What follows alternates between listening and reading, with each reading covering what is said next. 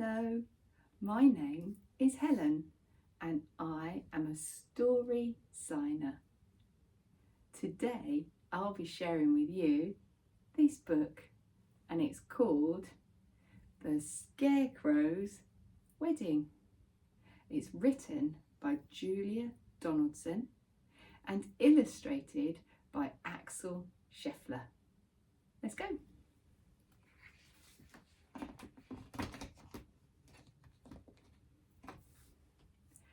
Betty O'Barley and Harry O'Hay were scarecrows. They scared lots of crows every day. Harry loved Betty and Betty loved Harry. So Harry said, "Betty, my beauty, let's marry. Let's have a wedding. The best wedding yet. The wedding that no one will ever forget."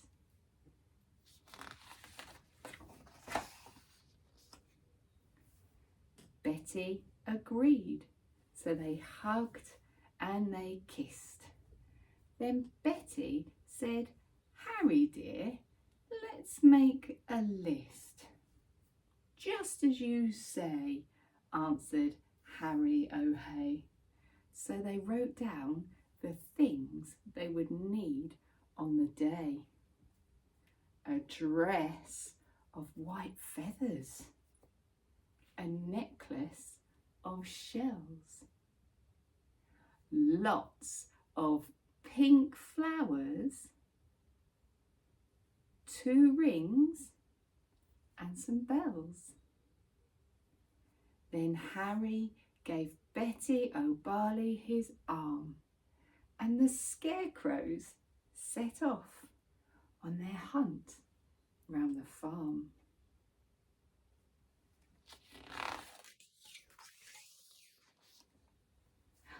They hadn't gone far when they spotted some geese. "Oh, geese, if you give us a feather apiece, you can come to our wedding.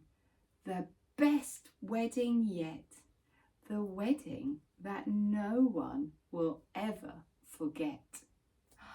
"We will," honked the geese. And they each gave a feather.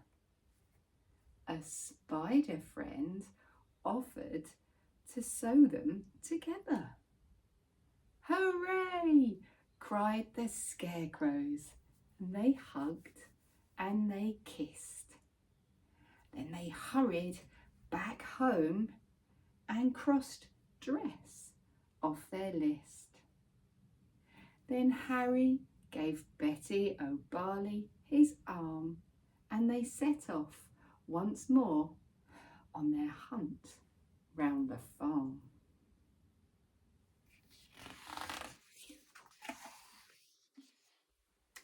They hadn't gone far when some cows gathered round and the bells round their necks made a wonderful sound. Ring-a-ding-ding, ring-a-ding-ding. "Oh, cows, will you please come and make your bells ring for our wonderful wedding, the best wedding yet, the wedding that no one will ever forget?" "Yes," mooed the cows, "we can tinkle our bells." Then a crab scuttled up with a necklace of shells. Some mice found 2 rings in a bin. They were certain that the rings had belonged to an old farmhouse curtain.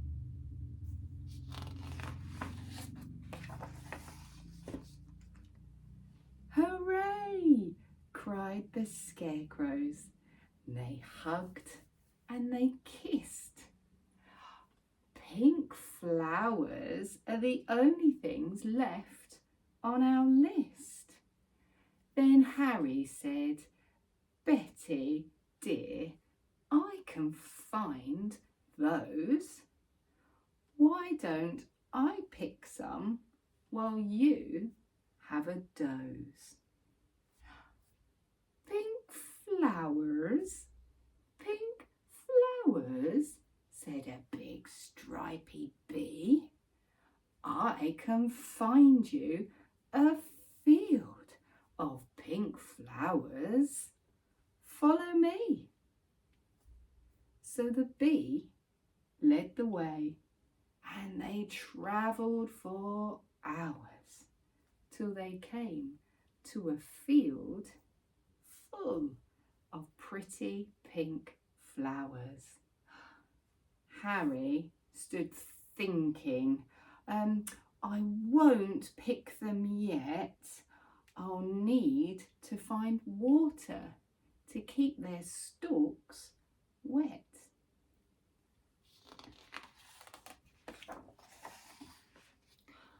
Just follow me, croaked a lumpy old toad.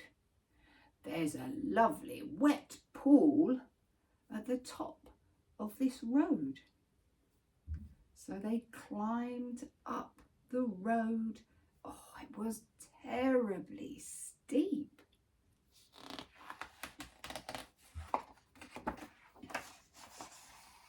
Oh, I'm tired, said the toad. So they stopped for a sleep. Early next morning, they came to the pool. This water, said Harry, is beautifully cool, but now I need something to carry it in. A jug or a vase or a cup or a tin. I think I can help, said a small squirrely snail. I can show you the way to a very fine pail.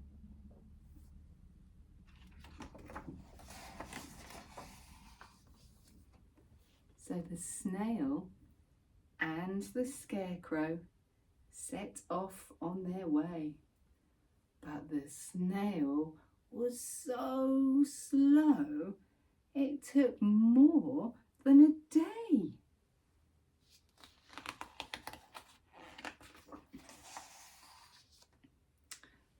Betty was worried.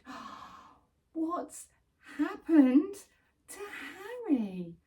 Where is the scarecrow I'm planning to marry?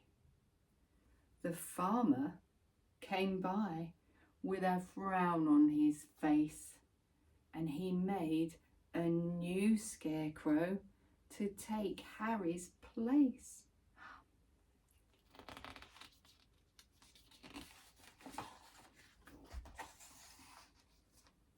Good day, said the scarecrow. I'm Reginald Rake. And he took Betty's hand and he gave it a shake. Together, he told her, we make a fine pair. You're really quite pretty, except for your hair. Then he jumped in the tractor and he told her, hop in. I'm a really fast driver. Let's go for a spin. But Betty said, no, I must wait here for Harry. He is the scarecrow I'm going to marry. We're planning our wedding, the best wedding yet, the wedding that no one will ever forget. Reginald laughed. You'll be waiting forever. Forget about Harry. I bet he's not clever. He doesn't sound very nice, does he? I must be the cleverest scarecrow alive. I can sing lots of songs, I can dance, I can drive. I'm dashing, I'm daring, I'm as cool as can be. I can even blow smoke rings. Just watch me and see. And he took out a big fat cigar from a packet that the farmer had foolishly left in his jacket. But smoking is bad for you, Betty exclaimed. Really, you ought to be feeling ashamed. Don't be a fusspot, said Reginald Rake. My smoke rings are staggering, make no mistake. And he struck up a light and he tried hard to smoke, but straight away started to splutter and choke. What happened next was completely unplanned. The lighted cigar tumbled out of his hand. Oh no. It fell to the ground and it started a fire. Betty screamed, "Help!" as the flames flickered higher. But Reginald Rake said, "I'd better be off." And he bounded away with a terrible cough. No, poor Betty. Then suddenly, who should appear on the farm but Harry O'Hay with the pail on his arm. "Betty," cried Harry, "my own future wife!" And he poured on the water and he saved Betty's life. Phew. Then they picked up the flowers and they hugged and they kissed and they said, now that's everything crossed off the list. Everything's done. Got everything they need. So Betty O'Barley and Harry O'Hay wed one another the very next day. And everyone, even the snail who was late, said, "Oh, don't they look happy? And don't they look great?" This they agreed as they sprinkled confetti on Harry O'Hay and his beautiful Betty. Is the best wedding ever, the best wedding yet, the wedding that no one will ever forget.